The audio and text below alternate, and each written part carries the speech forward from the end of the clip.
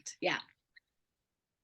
So yeah, I was saying basically that even me, I feel it when a woman is acting too much in masculinity, being bossy, logical, in control, too much. I don't like it and I get unattracted. But at the same time, when she's having fun, she's joyous and divine feminine, I'm mega attracted. I'm mega attracted.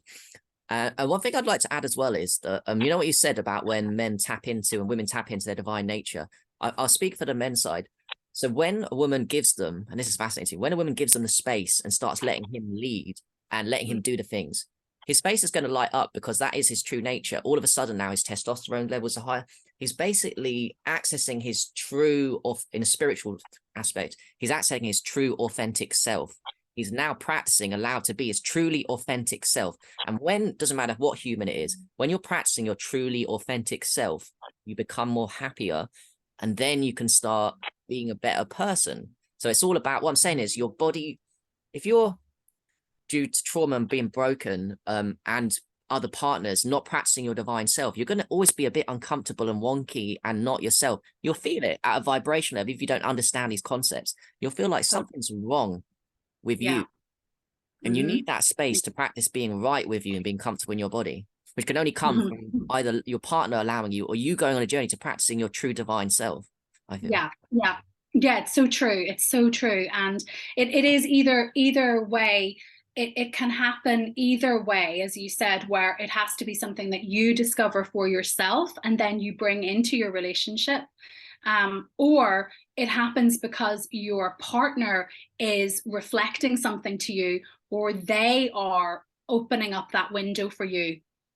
And it usually happens. It's quite often it's both, you know.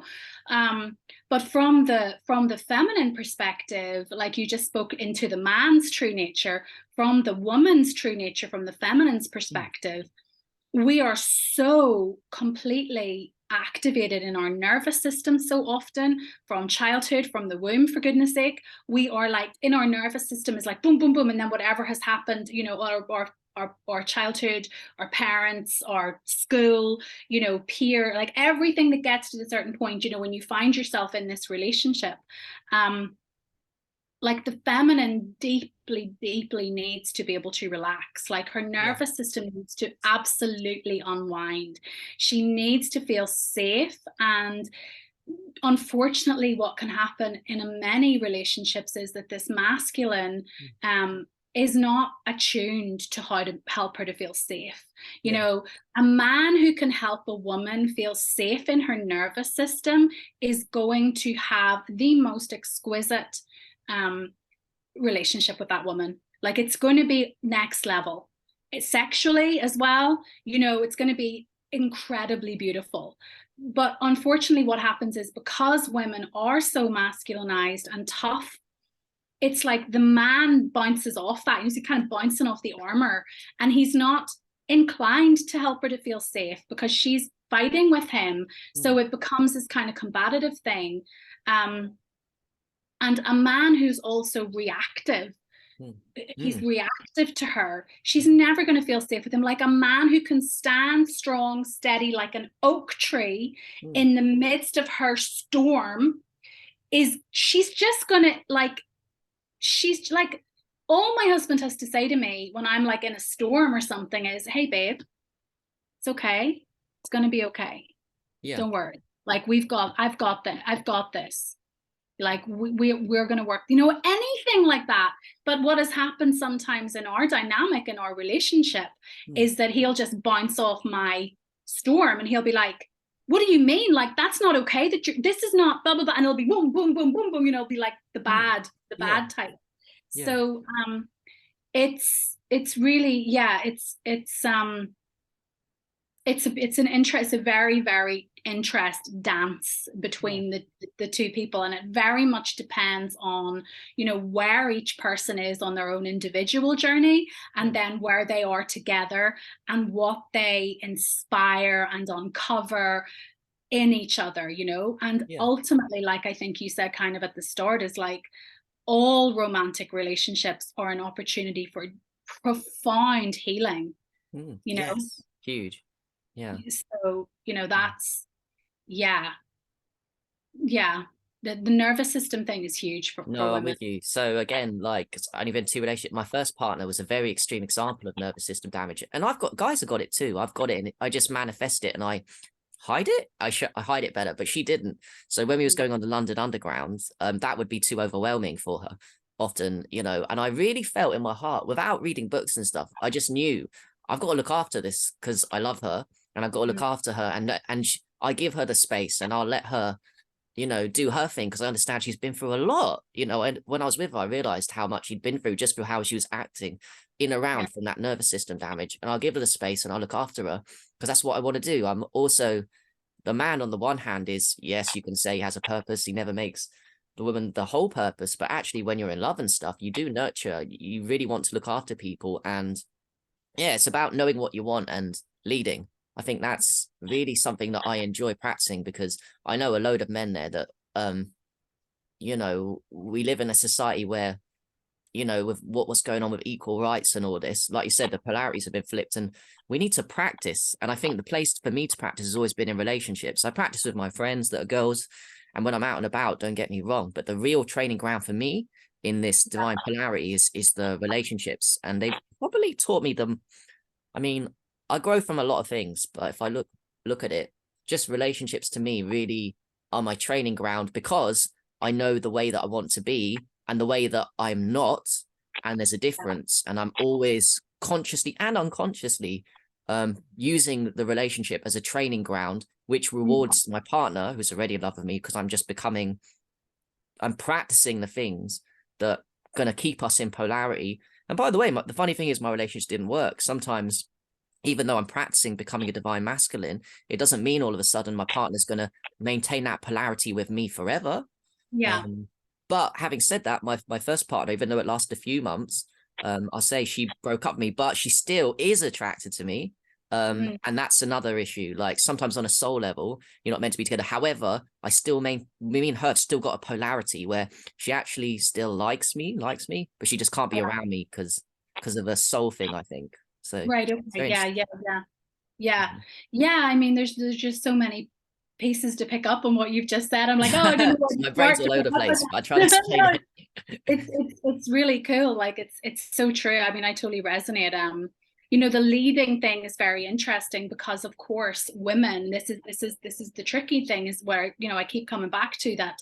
If both partners are not on the path of polarity, then we're going to rub up against each other, not in the best way necessarily, because women are going to resist being led so much. Sometimes women are going to feel offended. They're going to feel like, what the, like, why should I do what you're saying? No, I want to do this. Like, I know that this is better. This is the better way to do this. And I used to do this all the time in my marriage. And I tried to lead everything. And I'm talking about the big things to the small things, like where we live, what we eat. I mean, it can be difficult sometimes because How the did that woman. feel to be like that? Did you feel happy? Oh, I mean, if you remember back to those times, like, No, like it was exhausting. It was yeah, exhausting, and there was just so many rows and arguments. yeah, But again, it comes down to fear because I was scared that if I didn't lead these different decisions and dynamics, that I would, um, you know, I mean, my husband would say to me, like, you just want to get your own way about everything. Like, it just always has to be get your own way. And that is one of the attributes of the wounded masculine is my way or the highway, right? It's my way or the highway. yeah, And I was very like that. But I've so much self-compassion now for who I was because it was just all down to fear. I was scared yeah, of um of failure, of heartache, of making the wrong decision, of not getting my needs met, right? Of not having my needs. And I didn't trust him, mm, even though he'd given me so many reasons to trust him. mm. Um, but of course, the crucial thing to remember for women and men, I guess, as well, is that the man who is leading, right? He's not always going to get it right. Like he's going to make mistakes. He's going to potentially lead you in the wrong direction sometimes. But then we come into a whole other level of partnership and communication and, you know, taking personal responsibility. The man takes personal responsibility, he course corrects, he can apologize even, and the woman can exercise all the way through this dance, expressing her feelings. I feel scared, I feel anxious, I feel, you know, and then he'll want to know why. Well, why do you feel anxious? I feel anxious because, you know, for something like none of the credit card bills have been paid, you know. I feel anxious because we're not saving money for what, you know what I mean. And so she can still very I like it. much, It's how you're feeling is an authentic communication to me. I mean, that's how you're feeling, right? That's your real feelings at the time, not going logical, but feelings wise. yeah. And they can still be related to practical concerns as well. It doesn't mean that Sure. that the female just suddenly goes offline and just spends all day dancing in a flowing dress in a field of wildflowers. Yeah. Although that's very beautiful, you know, too. But you know, the feminine is still through her feelings very much part of the man's vision and his the way that he leads. Hmm. He leads through responding to her feelings, but that doesn't mean that he's changing everything based on how she feels, because Oh, our yeah. feelings can shift and change. And I've So been there. I remember, I mean, many guys relate to this surely. Like, so I used to think, you know, back in the day that if I agreed, basically, this is so lame, but I'll just say it. Yeah, if I agreed with everything a girl says, at the sacrifice of my true opinions on these subject matters, that would be the way that the girl would like me. So basically, I was saying, oh, don't worry about what I think on these matters and my opinions. But if I like connect with her and just say stuff truthfully, inauthentically, like, I mean, that's yeah, terrible. I mean, yeah, really terrible. But that's my mindset. And I know a load of guys can relate to that. Like, I mean, so in other words, you're in like, oh, just sacrifice for who you are and just like go with what she says. And then that's the way to a girl's heart. Like, yeah. really terrible No, things like that came through my mind. won't have any. It'll just mean she'll lose respect for you. You know, Yeah, ultimately. and another thing, Ellen, I used to think is, so I always knew intuitively that I needed to stand out and be different. But I mean, the way I would think of it sometimes would be like, so I'm just going to tell a girl that I love her like a million times a day, and I'm not even exaggerating on those numbers. And the only thing I can think now to that is that's a bit too intense and over the top. There's love, but there's like, that's a bit creepy, isn't it? But I was thinking, well, it'll make me stand out. But these are thoughts that I had. I'll just completely wash her and love bomb her with like, and that's the way. That's the kind of I don't know. It feels to me like giving my power away and making the girl the complete focus over the top of my entire existence and life, which I no longer think. But that definitely was a part of how I was thinking. That's 100% a sign of an emasculated man, you know, and that's what you were talking about earlier, is that the you know, the healthy dominant divine masculine, whatever kind of words you want to use, his main focus is never going to be his woman. His main focus is going to be his purpose, you know. So it's really clear with your, you know, certainly your public persona, Harry, that you've got this incredible purpose. So you're really online with your purpose now, with your soul purpose. And that is really attractive. Like, that is definitely attractive to women, because that's your purpose. You're online with it. You're doing it. You're being it. You're courageous. You know, you're not frightened of what other people think of you. You know, you're standing up and you're doing it. Like, that's very divine masculine, that's very healthy dominant masculine. And so any woman that is kind of going to be interacting with you like in a dating romantic way she would probably be attracted to that persona that you have, very attracted to that. And if you were to suddenly, right, in the course of the dating and the relationship, Yeah. just forget about your purpose, just Yes. suddenly stop all of them, just be like, I I've been love you, there. I love I've you. been there a bit. Like, Let's do all this. It's all about you now. It's all about you. It's not yeah. about all that stuff that I was doing. You know, she'd be like, oh no, like the whole reason I was attracted to you is because you were so in your purpose. Yeah. No, Yeah. it's all on me. Oh, I've So been in yeah. that dynamic. Yes, I've been in that dynamic when I've been, because obviously I'd never been in love, and then love's a great feeling, you know, these hormones and that feeling of love. So I've done that, like, yes, given up, or what seems to her like giving up my purpose. Because because the thing is, when I'm with somebody, I practice now. I don't do the phone thing. I'm next to my friends, my partner. I'm on the phone doing business. I can, but I don't need to use my ego. I want to be present with that person. But I've also taken it too far and spent all my time with my partner and then forgotten completely about online for days and weeks on end.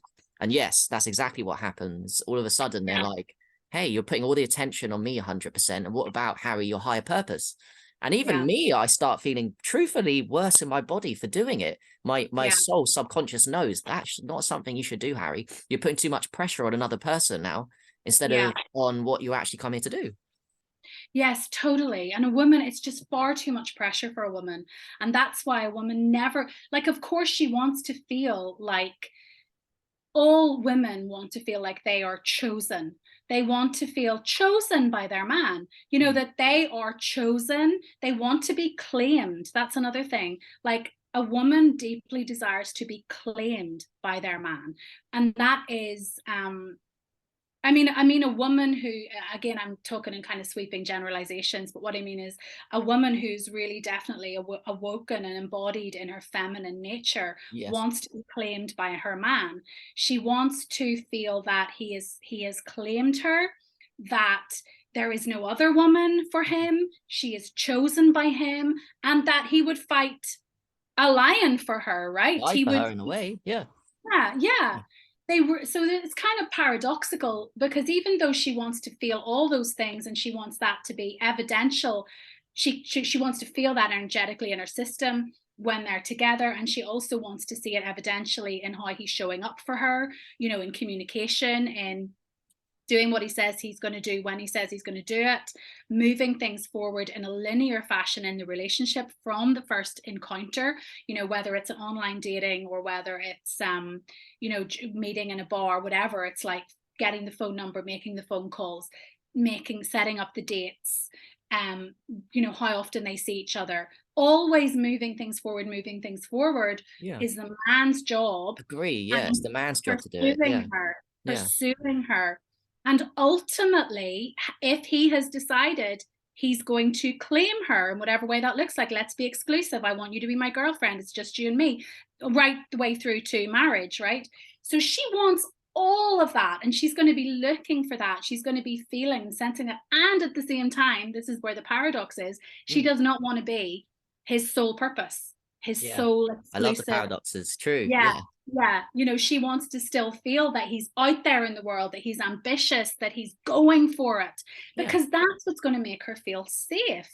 And it's where the polarity is. And it's like she can still look at him and be like, oh, feel that gorgeous chemistry. But if it's all on her, Yeah. focused in on her, it's too much pressure. True. It's Do you just going to feel become, for a woman then she also shouldn't make the man her sole purpose? What's your position on that? I'm interested. I don't know. um, Because we're yeah, saying here basically sort of, and it's triggering people, a divine man should never make a woman, it doesn't matter how much he loves her, the sole purpose. But does that apply for women to men? Like the same thing. that's a really interesting question that I haven't fully explored. I haven't Yeah, I fully don't know the explored. answer So to that. I don't have like a categorical answer in the way that I do from the masculine perspective, but Yeah. I know intuitively and instinctively and experientially that Mm. the answer is of absolutely, like, the woman, it's more, it's nuanced. So what the woman's kind of role in this is to be, you know looking, following her own bliss, right? Oh, yeah. Following her own pleasure, her own passions, her Mm. own creativity, her self-expression, her self-care. I mean, one of the most beautiful things when my husband was kind of giving me these directives about how to spend my day in some ways, what we were trying to, look at. One of the things he directed me to was Mhm. take regular baths, go on walks in nature, meditate. He Cool. wants me to Mm. do the things that light me up, that are going to top me up and fill up my radiance, fill up my goddess cup, right? I Mm. always talk to women about filling up your goddess cup. Mm. So it's whatever is going to fill you up yourself, Mm.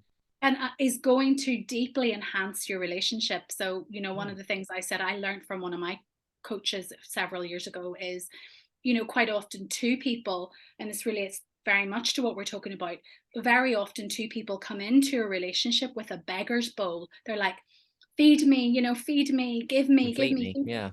So, but what we want to be doing is we want to be going into a relationship with a full buffet already there. In a way, it's like I've got this buffet. Let's share together. But at the same time, just to kind of clarify that even further, that does not mean that we're completely self-sufficient. Like, I'm perfectly fine. I don't need you, but here, share my buffet with me. I can take or leave it, which is actually what I used to think. That is something that we're quite programmed to think as women. We don't need a man, but we might want one. Yeah. It's a desire. No, we need men. Hello. Yeah. We need you. Like, Yeah. we really need you. Yeah. And we need you in our lives, very much so. We need you in our body for a whole everything, for holistic fulfillment and evolution.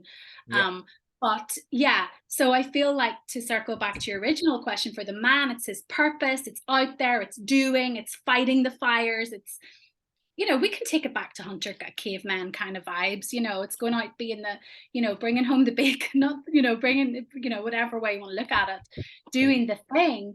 But for the woman, it's definitely to do with filling up her goddess cup, being in her true nature, looking after herself. Because I'm busy. Yeah. Just have your phone. So yeah, well, 1 hour, half an hour, 1 hour. Half an hour, no, okay, 1 hour. Yeah. Sorry. Yeah. Yeah.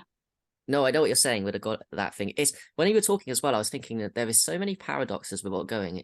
This relationship polarity thing in life is just more complicated than saying one answer and that's it. Like, you want your cup full, but you also do need, because it's like your opposites. Like, and also one way of looking at it is like, again, I come from a spiritual aspect, but I know this to be true. I have inner feminine, I have inner masculine inside me. You have a masculine and inner feminine. And as a man, naturally, I feel our strengths, our predominance, truly, our true nature is masculine, but the feminine aspect, which is always weaker in us, can be practiced by being with a partner who's got that strength. She offers me, and I get to see her strengths, which I can embody when I'm with her. And then when we don't work out, I can still, when I'm by myself and when the relationship, if it doesn't fall apart, I still got I've learned qualities from her divine feminine that I take into my divine feminine. And that's what I mean by the complications of this. Because a lot of people would say you don't need a partner, right, in the spiritual community because you have inner masculine, inner feminine inside you. Yes. But if my inner feminine is weak because my predominance is towards inner masculine and I'm practicing inner masculine more, well, one way I can really fast track my inner feminine is being in relationships with women that are tapped into their divine feminine. So that when if it doesn't work out or by myself, I've just topped up and sort of balanced myself back into, because I think we're all imbalanced, right? In inner feminine and masculine. Not only are they fractured, but they're all imbalanced. And we can get back into balance by being in relationships with people. Yeah. Yeah, the inner masculine and the inner feminine is an interesting conversation again, and it's got evolution to it there as well. There's like different thoughts, different schools of thoughts on this. A sort of a more kind of potentially provocative thought system that I've come into knowledge about relation with recently has been, there are certain teachers out there saying we don't actually have inner masculine and inner feminine, and that's kind of like a steering us in a different direction, more so that we can sort of choose to be either it's kind of like a choice, like I said, like putting on that masculine coat. Like, and for me, it's just a personal inquiry that I'm interested in, that I'm kind of feeling into. I'm like, because of course, like what I have been taught through different teachers and mentors up until fairly recently is exactly what you're saying, that we do have an inner feminine and an inner masculine. And I will always use the example, like that, for example, the feminine in me might want to try salsa dancing, right? And she might be like, oh, I just want to dance. I just can imagine me dancing. It'd be so lovely. That's the feminine, imagining and dancing. But then my inner masculine would be the one that would pick up the phone, like look up where salsa classes are, inquire about it, make a booking, and sign myself up for the class, right? Yeah. So that's the really kind of basic, clear example of an inner feminine and an inner masculine. But I just think that the conversation, like everything, it's definitely can be sort of pulled apart in different ways and thought of in different ways. And it can be said that the that's not necessarily reflective of having an inner masculine. It's just that I have to be masculine to do that thing. But Hmm. actually, my essence is feminine, you Yeah. know? Yeah. But then, where do we go with the whole idea of reincarnation and, having been different iterations of sexuality through our life, all these different spiritual philosophies that can all, it's like, Yes. wow, you could be, Yeah. yeah, it's a lot of inquiry really. And, you know, It's I'm true. not Yeah. into Yeah. I, it's I it's like, definitely believe we definitely have both. I mean, the left, the yeah, right brain, yeah, the sun, the moon being opposites, all these things. I find it all yeah, fascinating. So is there anything I yeah. didn't ask you, Ellen, that is there anything that we didn't cover in this interview that you'd like to tell people? We might have missed something, or you just really want to get something off your chest. Um, I mean, there's so much that I could dive into in terms of just the nuances and the details in and around all of this, how it plays out in your relationships. Feminine communication is a big part of this, feminine communication and masculine communication. So it's even how Mm. you speak and the words that you say can very much help this journey, because it can all be quite nebulous. We can talk about it, but it can all feel quite vague. But Mm. what I've found has helped me is working with coaches who are helping me to actually learn how to speak in my feminine communication. And it's actually I'm working with Zach Rody and Mark Benet, just to give them a shout out, because they're fantastic teachers, and they're really teaching me, and then I'm able to teach others how to actually communicate in your feminine energy, how to say certain words, it's like learning a new language. And Mm. they teach feminine communication and masculine communication. So it's just to say that, there are really, while it can all be very sort of, as I said, floaty and like conceptual, and there are really beautiful practical ways to begin to embody this and Mm. even speak it, that can be very game changing in your relationships. So yeah, that's the only thing that was kind of coming up for me. Mhm. um So are yeah. they in your group, sorry, that you're part of? Yes, Mhm. yes, yes. Relationships of your dreams, there that you can kind of search them up online. Mm. um yeah. And yeah, I do my own work as well, of course, with clients. I work with women, so mostly. I haven't actually went into working with men officially. I'm kind of thinking around it. But another kind of paradox for me is that I'm actually very much in my masculine energy when I'm teaching, and so Right. for me Yeah, to, you told me this, and naturally, every teaching is yeah. masculine. Like, Yeah, yeah, and so if I was going to coach men, it would be quite strange for me, because that's me um being in my masculine, leading, teaching a yeah. man. And You also, know like, what? I guess for you, you don't want to spend all your day doing that masculine energy of teaching people. That can't feel Yeah, good for a divine feminine. You got to balance it, right? exactly. And I think for me, you know what, I definitely wouldn't rule out working with men and teaching men. I'm on my own personal evolution with it, but at the moment it's working with women, and I love it. And of Mm. course I have to balance that out. I'm also the student, very much so the student, and I'm also, have to balance it out with all my own goddess practices, filling up my own goddess cup Yeah. and just, Yeah. yeah, and whatever that looks like. So yeah. Very interesting. So how do Mhm. people reach you? I mean, I put your Facebook in this YouTube, but how else? Is it an email or something? Do people get through to you? Yeah, I mean, I'm across the board on the different social medias. So definitely Facebook, private message me on Facebook. But yeah, email might be better, because I can sometimes miss messages on Facebook. They go into a spam account sometimes if I'm not friends with somebody. True, So yeah, yeah. if you put my email Mhm. on YouTube, that's brilliant. And I could send you my social media links as well. So you Sure, could add that them, sounds and perfect. you Yes. can just like see on the comments like all the different ways to connect with me, because I do a lot of videos as well. I've got a Cool. really quite active TikTok account, and I do like little bite-sized videos that are Well, do really you? I'll add you on popular. TikTok then too. I'm trying to Yeah. grow that. I'm keen to help people more with that one. So that's Oh, cool. great. Yeah. Yeah, yeah. It's been really good for me. It's a little bite-sized. Yeah, it's brilliant. I love it. Yeah. Yeah. Okay. So thank you so much, Anna, for joining me, Oh, and thank keep you, up the good Harry. work your end. I love it. Thank So, you. You too. Love it. Love it. Thank you so much. no worries.